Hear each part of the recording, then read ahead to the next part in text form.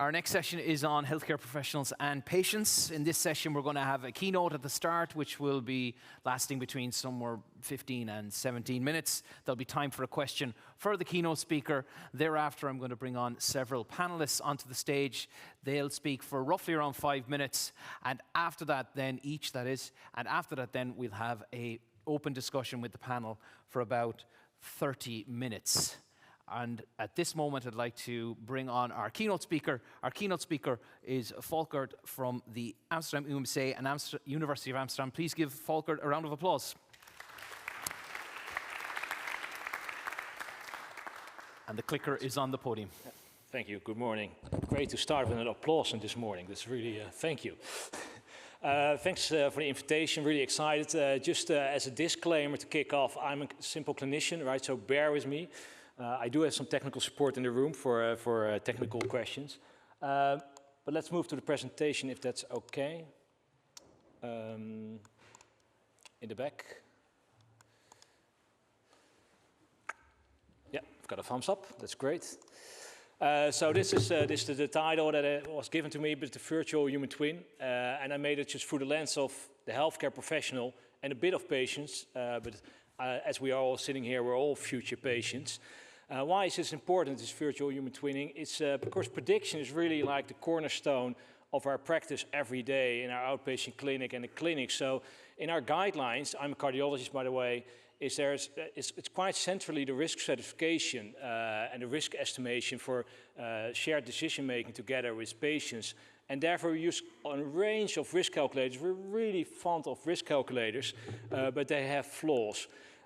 These are the calculators. If you want to have a look yourself on youprevent.com, it's a website that's hosted by the European Society of Cardiology, and there are all these kind of different calculators that are out there, but they're quite simplistic. This is probably people are known, right? You just have to force in features, and if you don't have those features available, then it doesn't come up with a result, right? It's quite static, but this is the way we do medicine today. And in my profession, cardiology, we really decide on these risk calculators whether patients get like a pacemaker or a defibrillator or like an intervention. So this has huge implications, this kind of tools. We're getting better, right? So it's not only simple regression analysis, but we also have some kind of more, some causal reference. What we try to do here is, for example, that you do some intervention and some simulations with the patient to see, okay, if you stop smoking or you get a treatment with lipid lowering or treat your hypertension, what's then the gain, right, in life expectancy regarding for that particular patient. So to motivate patients, but also to guide physicians to adhere to guidelines, because that's a problem.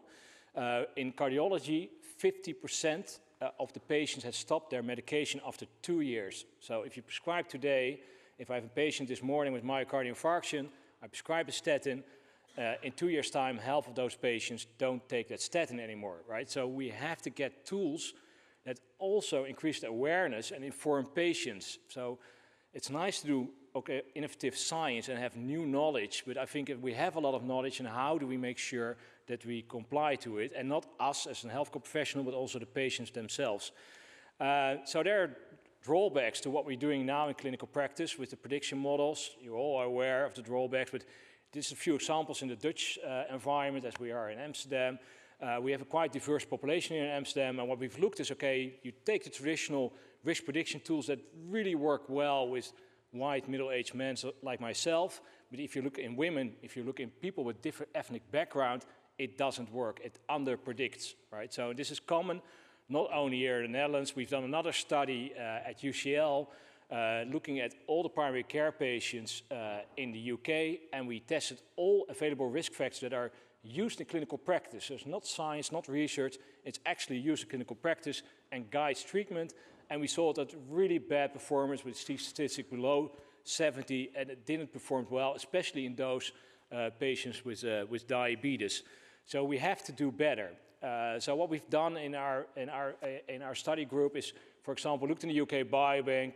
People are probably aware it's 500,000 people, apparently healthy, still a selection.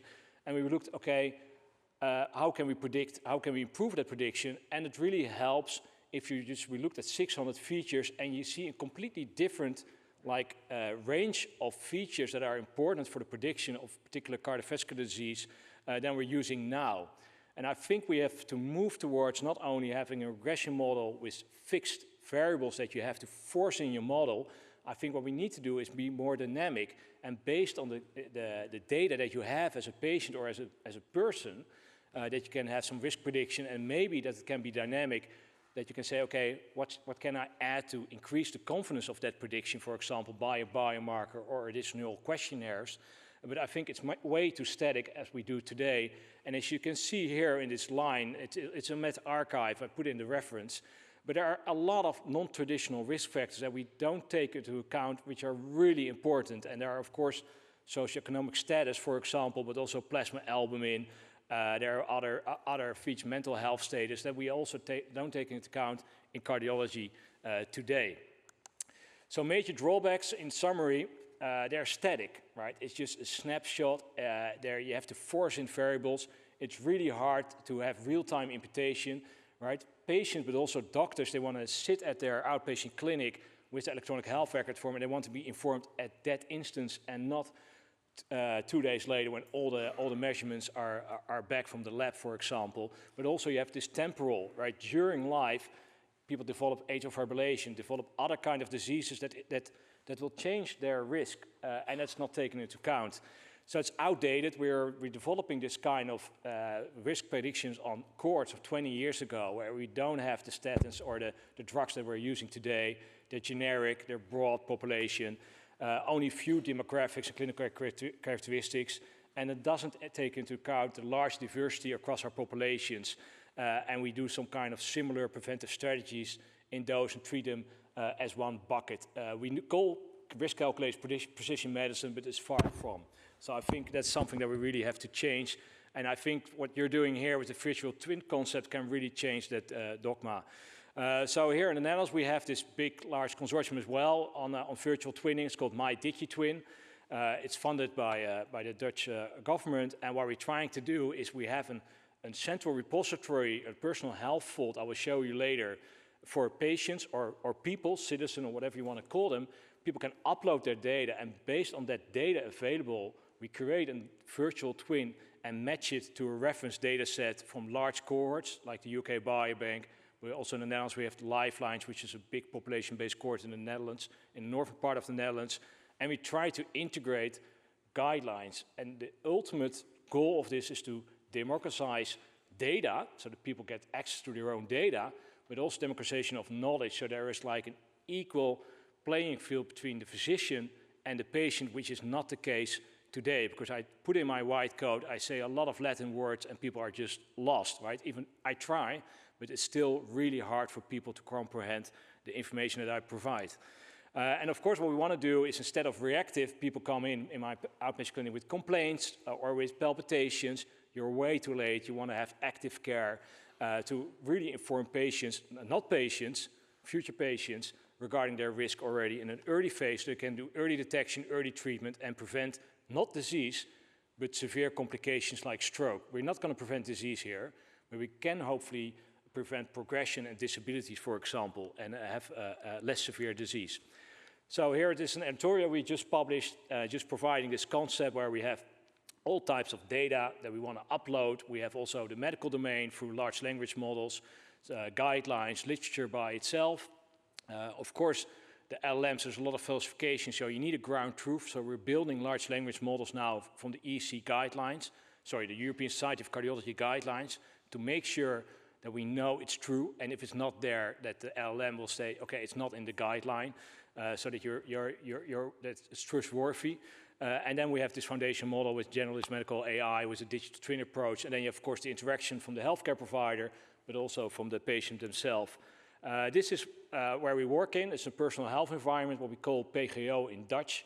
And that's now possible, so you can just go to the website, not if you're foreign, of course, but you can go to the website, you can log in, it's free, and people can upload all their data from the hospital. So hospitals and GPs are required to make it possible to upload patients' data. So you can just log in and upload your own data. And what we do is provide algorithms to provide risk calculators to the patients themselves, and also integrate them with the guidelines so that they are well informed regarding their risk, but also potential treatments. What we're trying to do is what we've done with Cedars-Sinai is the SynTwin, where we try to do with nearest neighbors, try to create these virtual twins for the risk predictions.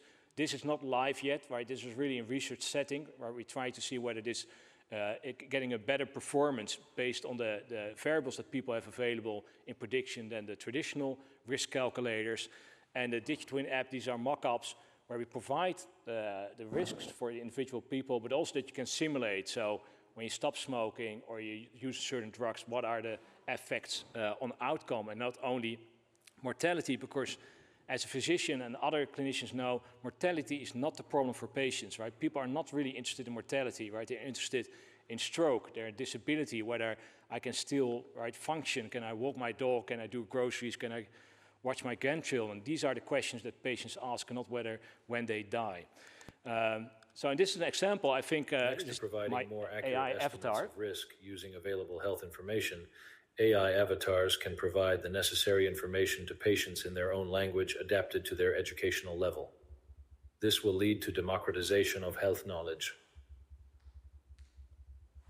Ad esempio, questo avatar AI può parlare fluentemente italiano e più di 80 altre lingue diverse per avere una discussione interattiva con i pazienti e i loro operatori sanitari. So I knew there was Bologna is of course part of your consortium, so I thought to do the Italian way. But this is of course all AI generated, also the first part and the English one. And it took me like 10 seconds to create this for the talk of today. I did it this morning. You can imagine if you have the LLM, right, based on the guidelines, and you can really, so ChatGPT has a lot of, or GPT, large language by itself, a lot of drawbacks. But what it can do is translate it different languages, but also based on your educational background. And I think that's really powerful if we have the ground truth or like the digital twinning to explain to people, users of the digital twinning, to really interact and explain and inform them about the risk and potential intervention. As I've started this talk, adherence, compliance is really key, right? So we know a lot already, we don't do it, both as a clinician and both as a patient.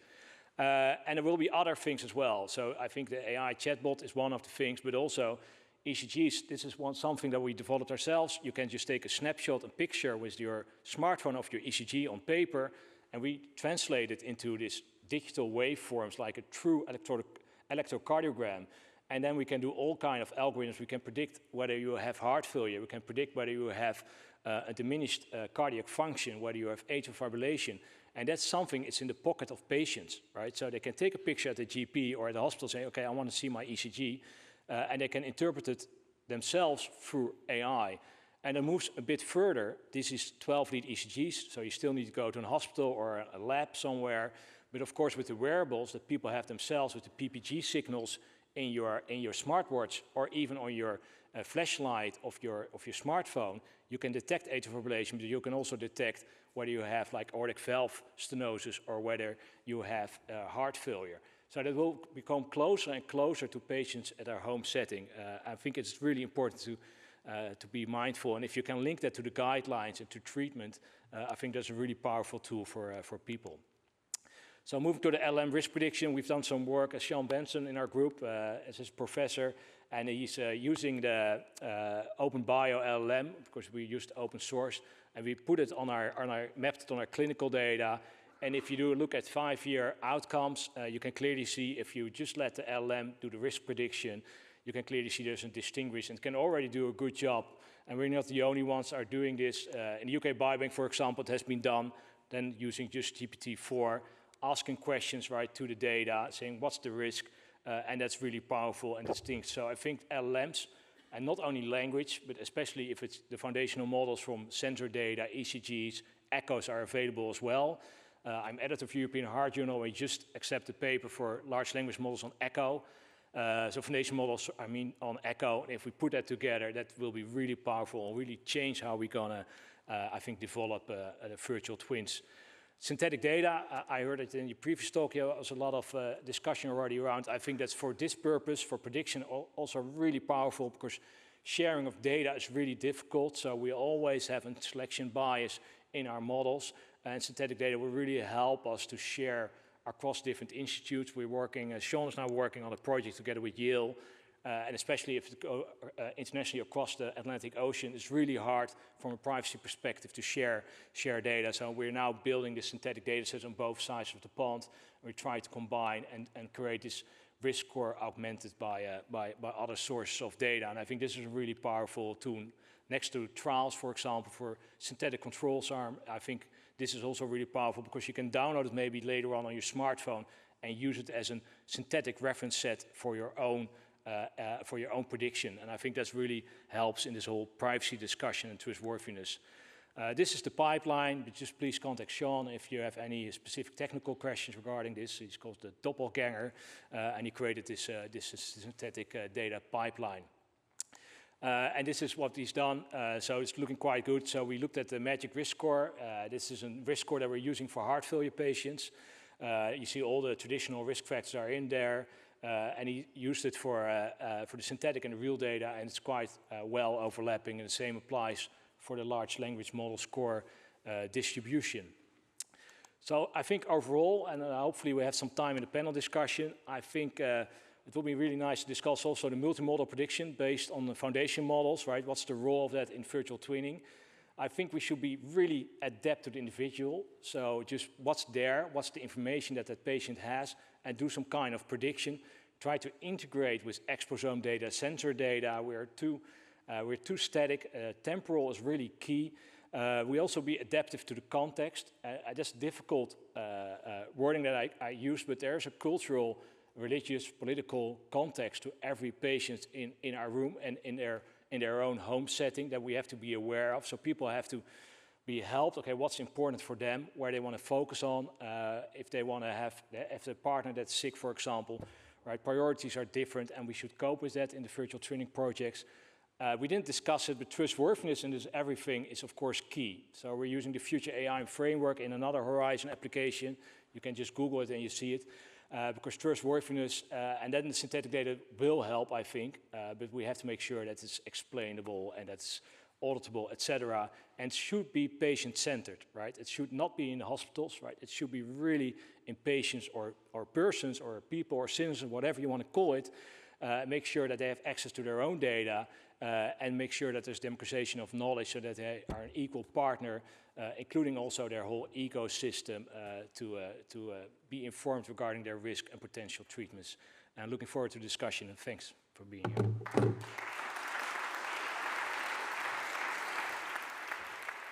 Volker, thank you very much. We have time for a question, so you can remain standing for a moment. Does anyone have a question for Volker and what we've just heard from him? Yes, we do. We have a hand here on the right-hand side of the room as I see it. So if you could just put your hand up again and we'll get the microphone to you.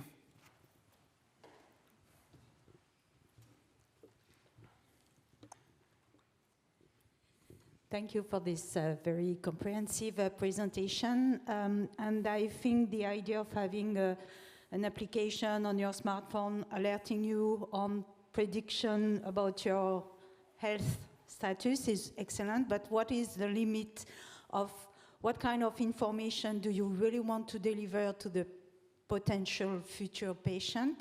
How do you evaluate his psychological status in order to accept, to agree, to, you know, to not, it's ethics. So how do you manage this? Did you already think about some steps or level of information you can provide to the patient?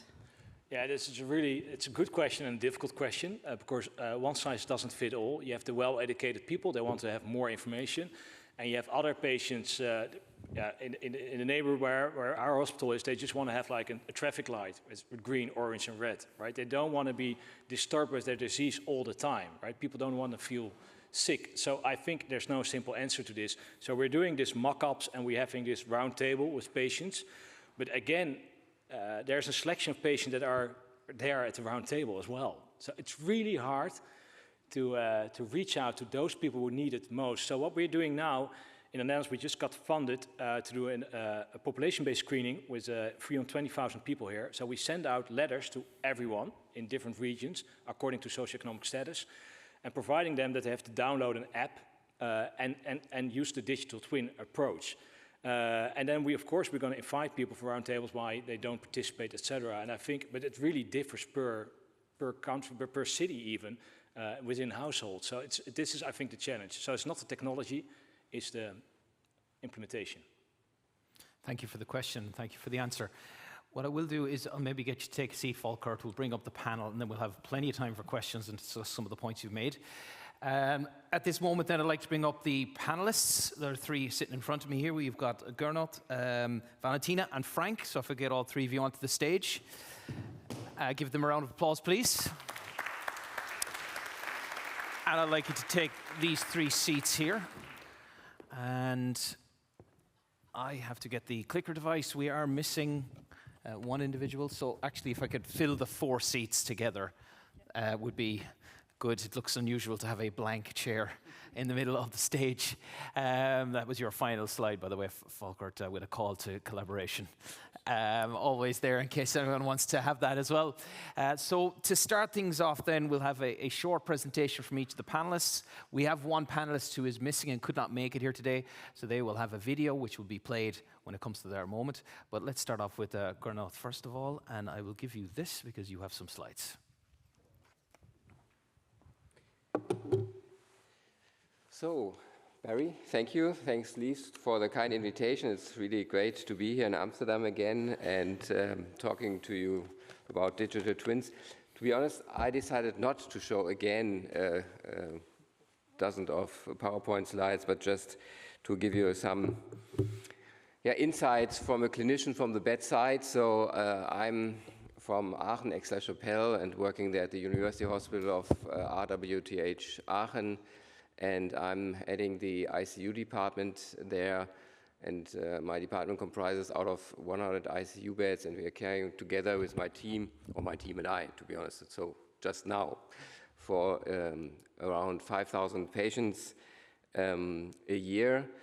And I have to confess a serious conflict of interest here. I'm a strong believer that academic work, research should and must lead to innovation like digital twins. And this is supposed to be, and this is the reason I'm doing it for many years now, that this comes back to the patient, not only after 10 years of struggling about many issues, but hopefully directly in a short amount of time. And I mean, I think we learned all this explicitly during the pandemic. You all know since then what is intensive care about. So over the last decade or so, I had the pleasure and honor to coordinate and perform several projects in the area of digitization, especially with the kind support of the European Commission, like Thalea or during COVID, ICU for COVID. And now I have the pleasure to coordinate the project which was presented on one slide yesterday, this ICU data for EU. So we have a large group of partners, including the European Society of Anesthesia and Intensive Care, which comprises more than 45,000 members. And it's really our goal to pave the way that we have an ICU data space for Europe ready to be used for many innovation, many analysis, including obviously digital twins. I just mentioned you have all the pictures in your head about intensive care since the pandemic. You've seen these ECMO machines, and probably it was the first time that most of you, me included, especially as we initially didn't have vaccines available, that it was a little bit scary that we are ourselves patient, life-threatened, with a life-threatening disease, maybe in the necessity of getting all these machines to survive. So this was quite close to ourselves. So it is right relevant for us. And the advantage of intensive care is that we are caring for many patients. So it's 2 million patients in Germany alone and majority of those patients will bring back to life.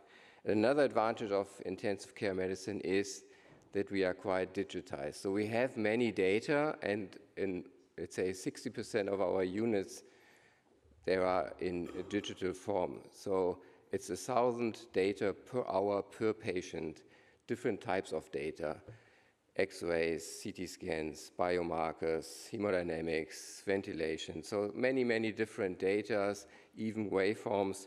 So it's ideal, really, to get more out of the data, like my colleague from Amsterdam just mentioned for cardiology. But whereas in cardiology, it's a lot about risk prediction, we have even more to offer. I think that the digital twins or the ultimate goal of digital twins in the clinical use is really to provide patient-specific information to improve outcome, to reduce the risk of the patient, and also to reduce workload for our staff, because, as you know, we have less and less staff as we're getting older and older. This information includes early diagnosis. It includes prognosis of outcome, as we just heard from cardiology, but also the selection of patients most likely to benefit from a specific treatment, because in the moment we, for example, for sepsis, we treat all the patients similar, very in a rough way for decades, so there's not really a progress. And here we have really the chance to elect the patient who will benefit most. And also with the help of digital twins, we have the possibility to get to the stage of personalized medicine in the hopefully not too distant future. Let me finish with one example. Sepsis is probably one of our most prominent diseases we are fighting against. We have 48.9 million sepsis cases globally per year. And we have 11 million deaths due to sepsis per year globally. And this is 19.7% of the complete death rate in the world. So it's really huge. Many, many patients are dying due to sepsis. And we have developed, Andreas Schupper is sitting there, he has developed an algorithm, and we published it a couple of years ago with 17 parameters, normal parameters. I'm not talking about interleukin 33, like white cell count, temperature, heart rate, etc. And it was possible to detect septic patients more than 10 hours before any sign clinically would direct us into this direction of sepsis. And when we could have 10 hours earlier the possibility for starting antibiotic therapy, preventing hemodynamic clash, that would really be a game changer for many, many, even millions of patients. So I think it is very clear that the potential of digital twins is in critical care cannot be overestimated, and we should together find ways, and I would be very grateful for that it's to get in these kind of advantages in academic research most rapidly back to the patient. Thank you ever so much.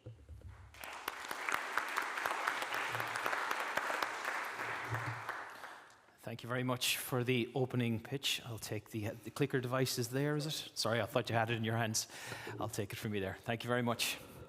Right, our second presentation is indeed from Job, who is unable to be here. It is a video, so he has shared this with us, so I'm going to play the video for you now. Good morning, everyone. My name is Job Lene. I'm a neuroscientist at the Isla Hospital in Zwolle, as well as Windesheim University. And I'm honored to briefly introduce our project Tucson during this Congress today.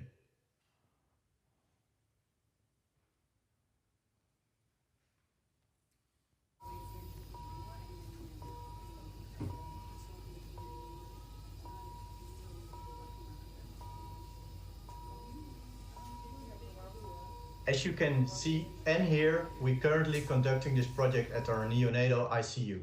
Here, continuous vital signs monitoring is essential for the survival of fragile newborns. However, the high volume of alarms, many of which are non-actionable, often leads to desensitization among nursing staff. This phenomenon, known as alarm fatigue, significantly increased the risk of missing important alarms, thereby compromising patient safety. Our project explores the potential of digital twins as a solution to this problem. This approach enables us to experiment with and optimize alarm configurations without risking patient safety. Our project is currently running and is divided in several phases. As you can see, we are extensively focusing on explorative analysis and evaluation of the current clinical situation, the perspective of nurses, physicians, and technicians, and eventually also technical conditions and potential of digital twin for addressing the problem and explore also that topic. Altogether, we are mapping the potential utilization of a digital twin, and here is the schematic figure of it in its current state.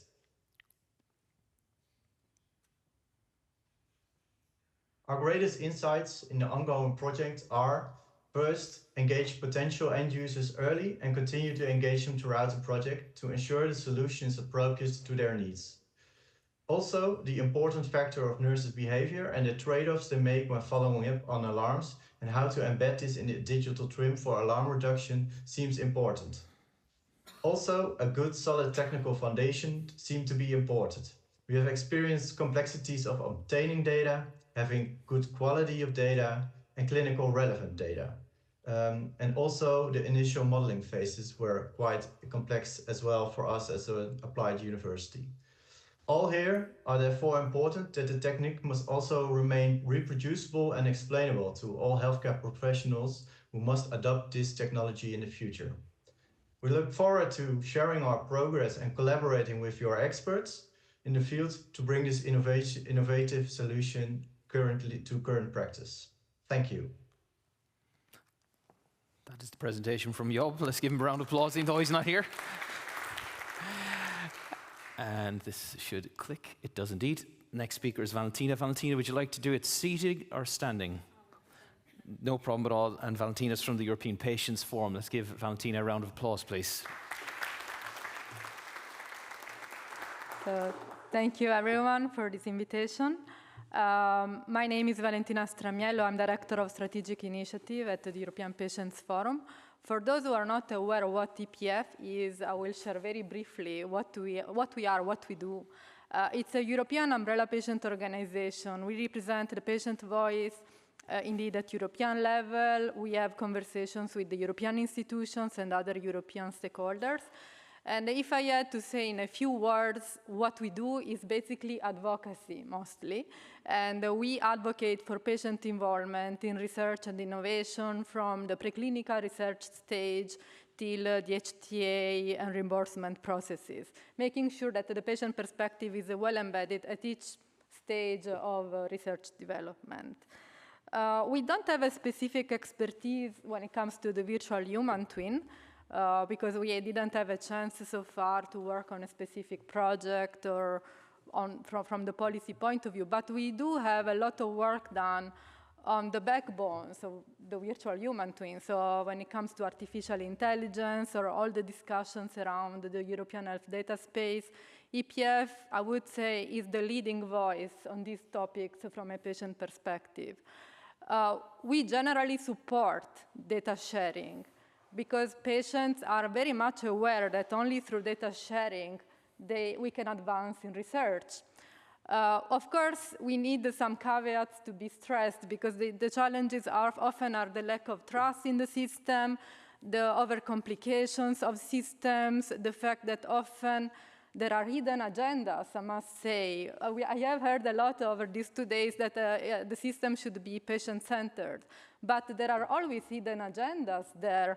If we want to truly put patients at the center, we should make every effort to make sure that patients have full control on their data. And this is often not the case yet. So I believe stakeholders, decision makers should make that effort to really put patients in the center, to really give patients the power and being empowered to be able to contribute.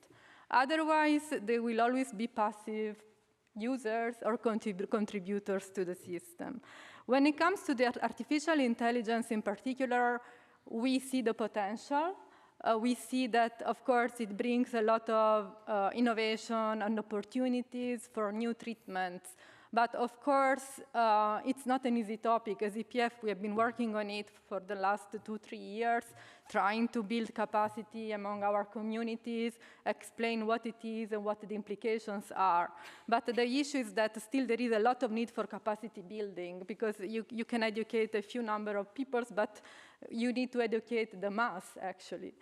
And so there is need for additional digital health literacy and capacity building efforts in this sense. There is need for trust, there is need for transparency. When it comes to the European health data space, we have been a strong advocates, for example, for the famous opt-out system, to make sure that there would be an easier flow of data instead of making it really compulsory to provide the opt-in. So we see that the issues there, but we need the system to contribute with us. I really like the point that was done in the keynote when it comes to the virtual human twin, that it's able to capture the clinical aspects, but what about the non-clinical ones? And this is really my very last point. Everything, every innovation brought to the patient shouldn't forget the human oversight. So I would say virtual human twins, okay, that's a perfect tool, but the last word should be given to the clinicians and the patients in a conversation. They have to be able to have a discussion on what the implications are and what are the non-clinical implications of a specific treatment. Otherwise, we really risk to miss the point, and we really risk to miss the opportunity to address the real patient needs. And I think that's my last point. I'm open to conversations afterwards. Thank you, Valentina. A round of applause for Valentina. And Frank, you have some slides, do you? Let's give Frank a round of applause as our final speaker of the panel.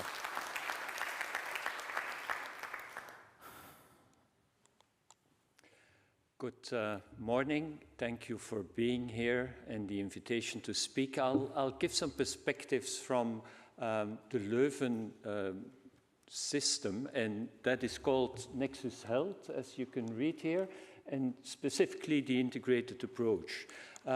This is looking like a metro map. It is intended to do so, but it is our Nexus Health system, because it's not just a repository of data.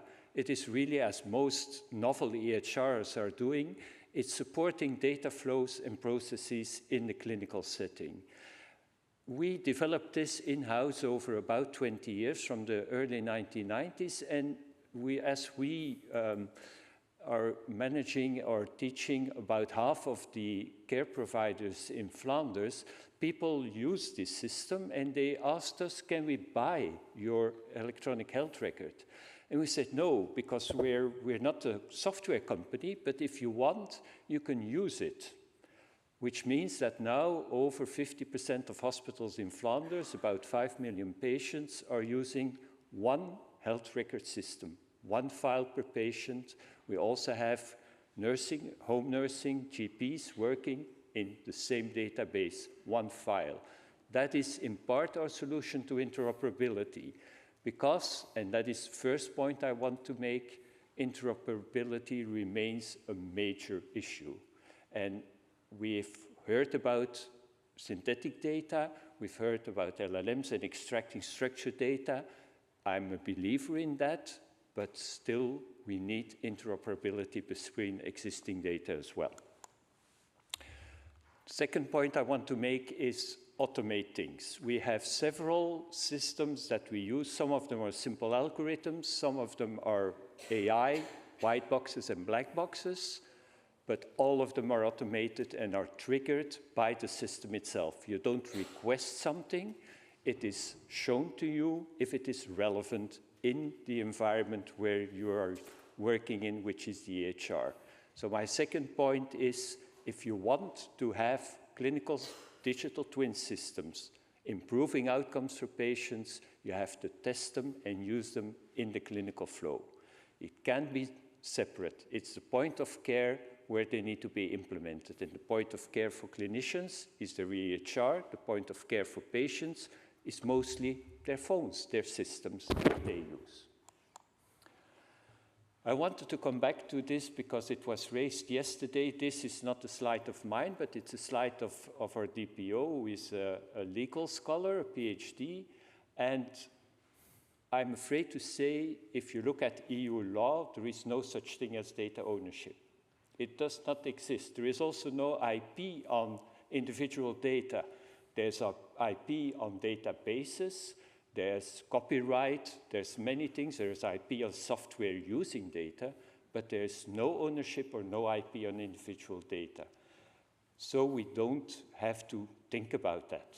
What we do need to think about is how we are using that. And there are rights and obligations of everyone involved. And in that regard, there is a little bit of confusion, I think, about informed consent. Informed consent is absolutely obligatory in the setting of human experiments, of clinical trials. When a patient enters a clinical trial, they have to give informed consent. There is no discussion about that.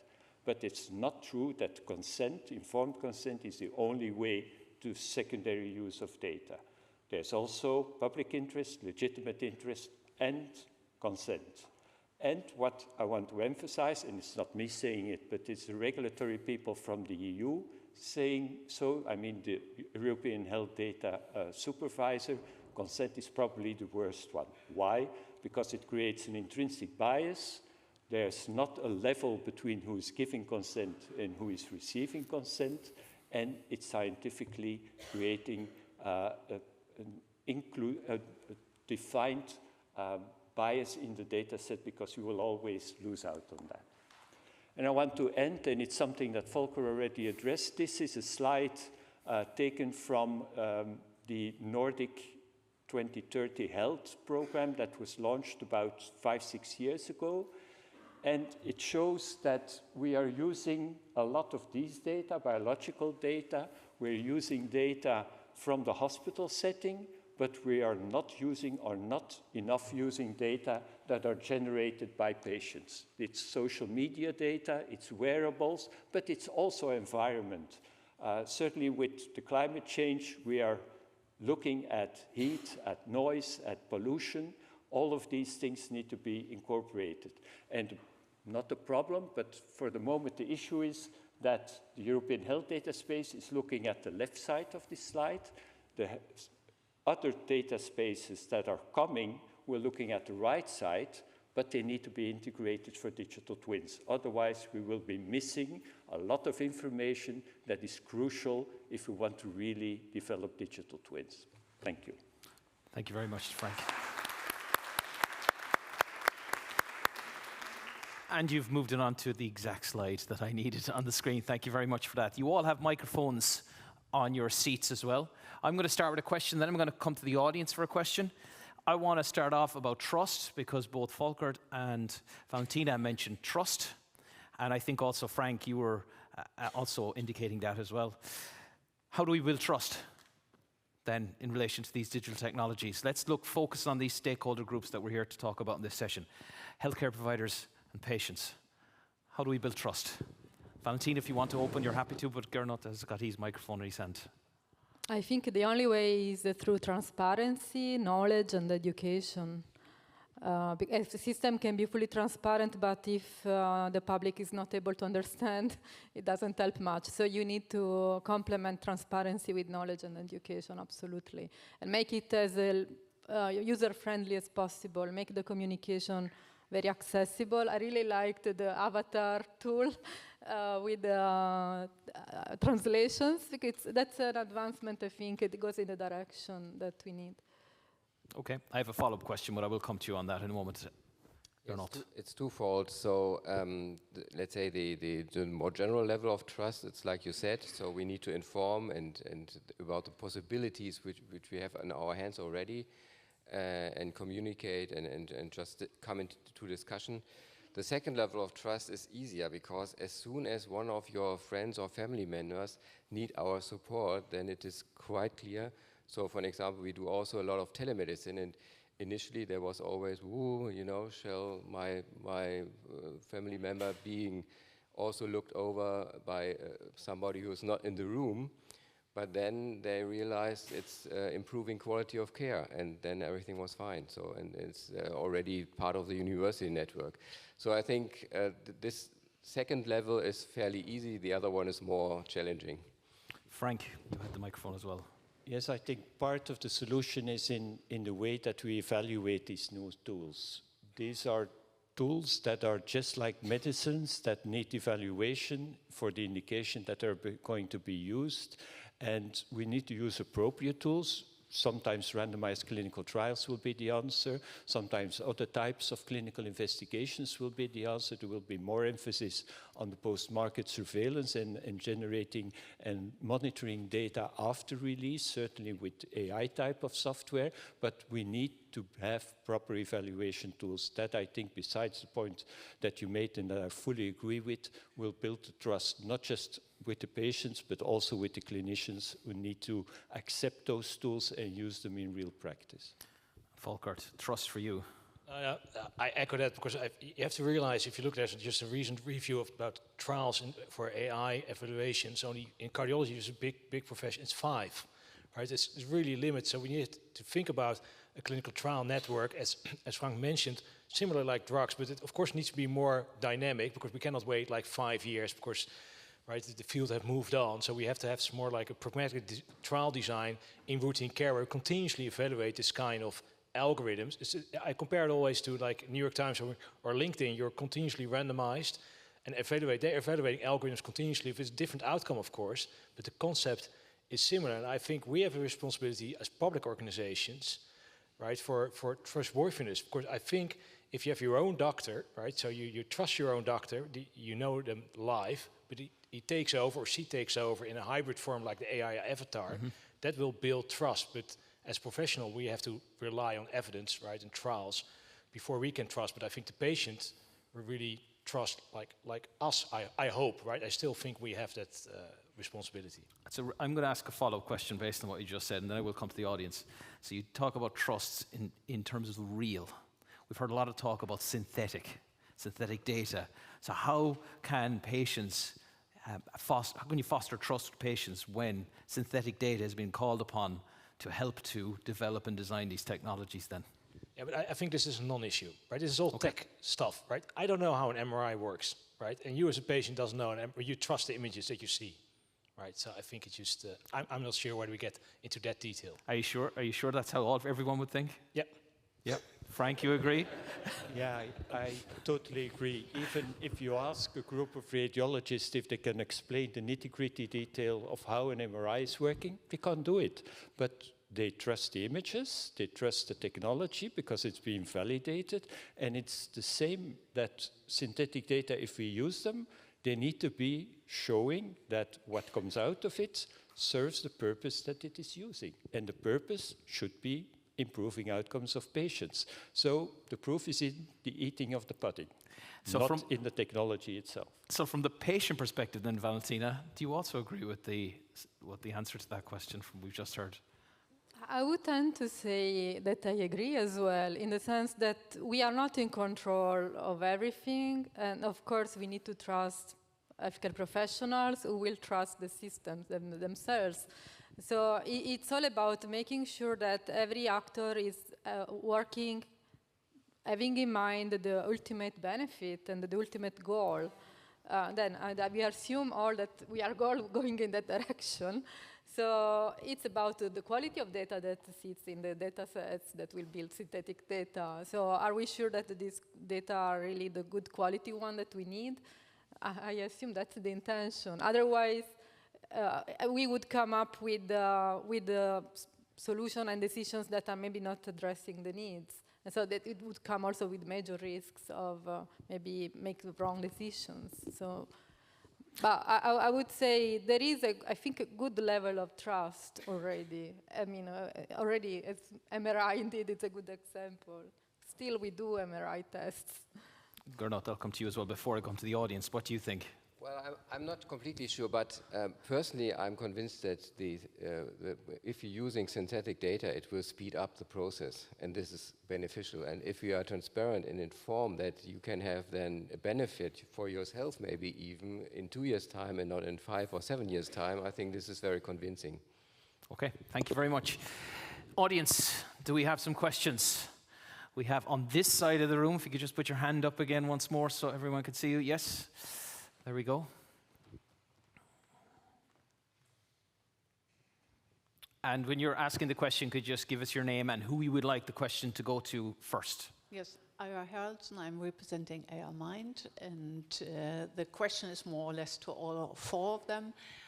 I'm wondering, when you're talking about trust, you are overseeing that usually I have, as a patient or as a hospital, rights to claim if a mistake is done. Prediction will also have limitations and uncertainties in itself as a model and all kind of synthesized data. Meaning the legal part is very important, that patients are empowered, or users, doctors are and hospitals are empowered to claim at court reimbursement or whatever it would be. At first then we can really talk about trust, because our authorities are guaranteeing trust in systems, not a hospital in itself. Who would like to address that question first from the panel? Frank. If I understand well, my reaction would be physicians, patients, humans in general are not infallible. We make mistakes all the time. Hopefully not all the time, but definitely often. And those are not intentional mistakes. They're caused by circumstances. Not being fit enough, having not enough sleep, other things. They just happen, but they are human things. And what in a hospital, how do we cope with that? We have an insurance and a no-fault claim system. I think you have to use the same for those technologies, because otherwise, if we're going to point to the manufacturer or to the one who provided the data or to the one who wrote the script for the algorithm, it will not work and we will not get anywhere. That's my opinion about that. How about the rest of the panel? Valentina. I do agree, and this point applies to the healthcare system in general, not only when it comes to the virtual human twin or the application of artificial intelligence. And indeed, patients need to be able to really enforce the legislation and really rely on the legal measures that would protect them in case of failure, in case of major mistakes. I'm aware that often this is not the case yet, and not even without going into this specific topic. So it's an area where we need transparency and we need goodwill from all sides, I believe. It's a bit unfortunate, but that's the reality. Volkert. It's really, so I agree with Frank as well, because at the end, just the human in the loop and the caregiver should take responsibility. But it's like the Google Maps, right? If you drive your whole life, right, to your parents, and Google says left, while you always drive straight forward, you still go left. And you have these recent papers, right, in oncology, right, radiology, with the automation bias, where they randomized to false AI conclusions versus not. And radiologists, where it followed the AI algorithm, even though it was flawed. So there's quite some risk here. So that's why we have to educate the workforce as well. And we have to get strict guidelines and trials, right, to really ensure that it's reliable. Gernot. I also see no difference between new drugs or new other products and procedures and now using AI algorithms. Basically, we need trials, and I mean, this is not so easy to do prospective trials. This is something we probably need us, but also support from you, for an example, so from the regulatory boards to make this happen. And there is obviously always a risk. We have drugs, we have tested drugs which were contradictory, so we basically stop the route of development this particular drug, but also we had many benefits from new drugs, from new methods, and I'm convinced that people are happy to try basically the potential of AI digitization, because we are doing it in our normal lives every day, and why shouldn't we follow this road for our own health? I mean, doesn't make sense. But we have to admit that there is a risk and we have to address it. So I'm with you in this respect. Thank you for the question. I'm going to look to the audience for another question at this moment. We have one at the front here. Sorry, he was just ahead of you. My apologies. Hello, my name is William from the US. This is for Frank. I'm very interested if you already have a ranking for the parameters that you would like to see in the environmental record that should be intrinsically linked to the human health record. Yeah, thank you for that question. I think that it's a combination of having environmental data at a very granular level, but those data are actually available already today in most countries, together with location data of individual patients. And I'm also a cardiologist, I'm afraid. So I'll give the example of pollution, small particle pollution. We all know that that's bad for you, but there are trials that show that when there's an increase in small pollutants, the incidence of myocardial infarction increases threefold. What I see as a medical digital twin that has access to that data is that when we see on the overall record there will be a peak there, that we notify a patient by location knowledge, stay inside, put on a mask, whatever is required to avoid being exposed to that. But it's also heat, it's also noise. There's so many things in our environment, and in the project of the Nordic countries, they call it the humanome, but I think a lot of people now are calling it an exposome. We are exposed to an environment that is influencing our genetic material, that is influencing how our genetic background is translated into real things. So it's very wide, but I see mainly the things of temperature, noise, pollutants, besides of the social environment, because Volkert already mentioned it. Social, housing, all of those aspects are extremely relevant. So as many as possible, I'm afraid. Before I move on to the next question, would anyone else like to also add to Frank's answer in relation to this? No, the only thing is just to add in the calculation what's the most important feature and where it's the algorithms are most predictive and less predictive is salary, right? So even though you're right, if you look on a collective level with the exposome, we have quite some data to map it, but still also in those regions, there's still a lot of variation within those areas and residencies. And income and education level, on individual level, that's really predicted and should be part of the prediction model. Thank you for your question. Very happy, Volkert, to hear you mention education at this moment, because I've heard literacy mentioned, I've heard education mentioned, I've heard knowledge sharing. What's the best way to do this then? So who should be educated first? Everyone? Healthcare professionals? The patients? What's the best approach? What would be most effective? Valentina. I wouldn't go with patients first if healthcare professionals are not ready to uptake the willingness from a patient to go for maybe some innovative solutions. So you need to work with them together.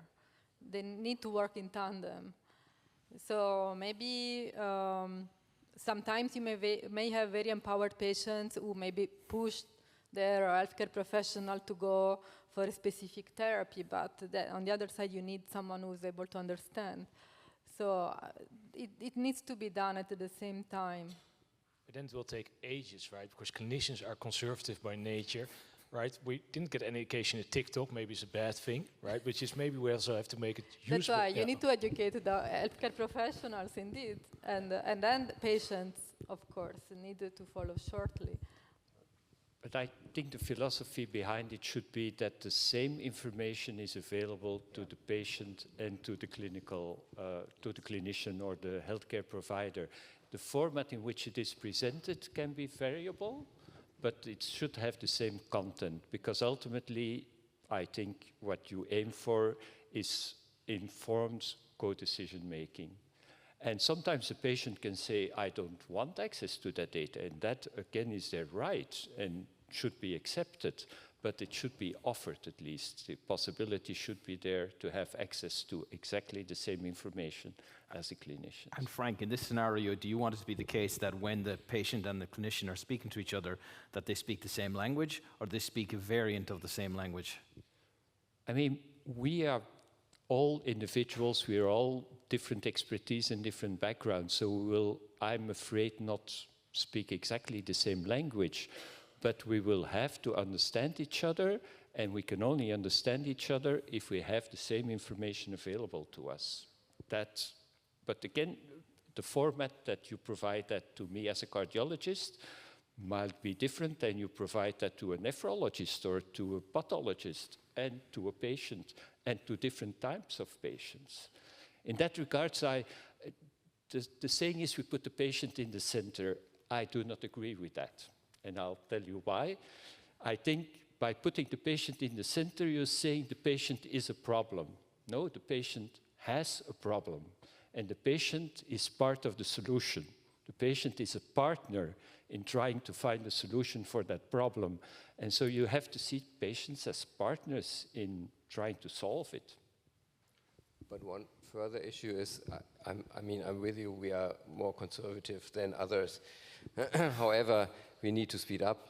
I mean, especially in Europe, we're getting older. We have less and less workforce in the healthcare system. So we need to make the most out of the advantages we've got through our developments and innovation.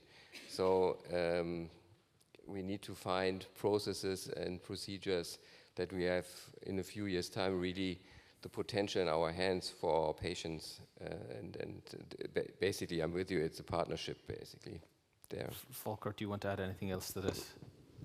No, but I thought it was another question, right? You had a question as well? Oh, sorry. No. Do we have a question, sorry? Yes, it's in the middle. My apologies. Yeah, I'm happy to move on to the next question. I didn't see a hand. Yeah, thanks for directing me to that. We do have time for that question, indeed. Thank you very much. Thank you for the panelists for a great presentation. I'm Iman Elen, and I come from Turku University of Applied Sciences.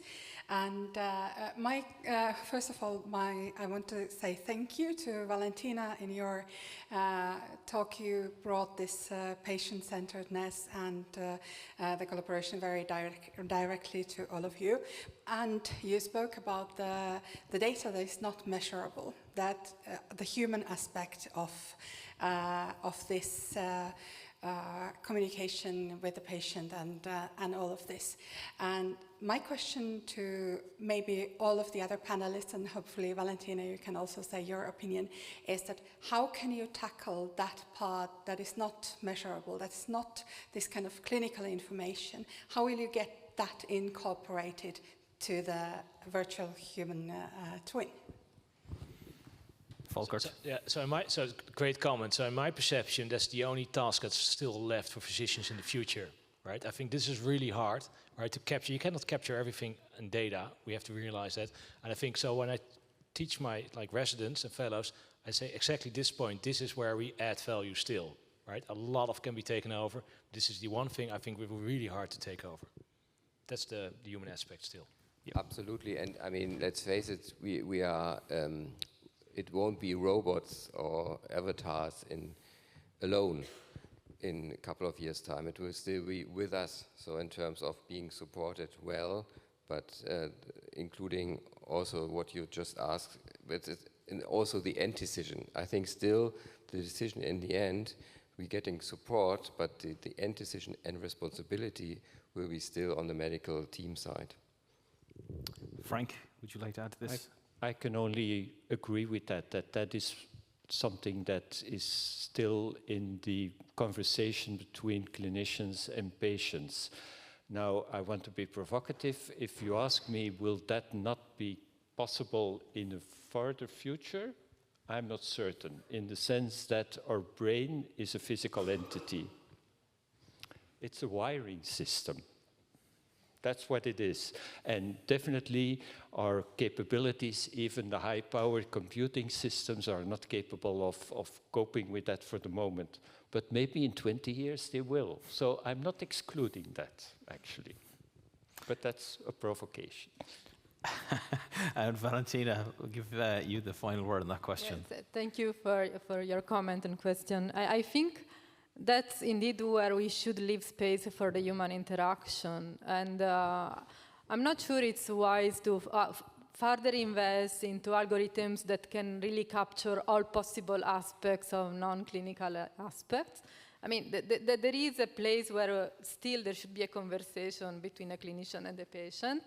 And it's important for the clinicians to really ask the right questions eventually and make sure that the patient is able to understand and to interact. But that's where I would maybe invest instead of making sure that an AI tool can capture all possible options or alternatives. Thank you for your question. Thank you. I hope it's been answered appropriately for you. Let's say, looking at the time, we're just slightly tight. Unfortunately, Nada, do you have time to speak to them during the lunch, perhaps? If I had like 7 minutes, I'd allow you to be provocative with your statement, but I have 2 minutes, so unfortunately we don't have time. But I'm sure you can grab all of our speakers at the lunch session. I'd like everyone to give our panel a very warm round of applause.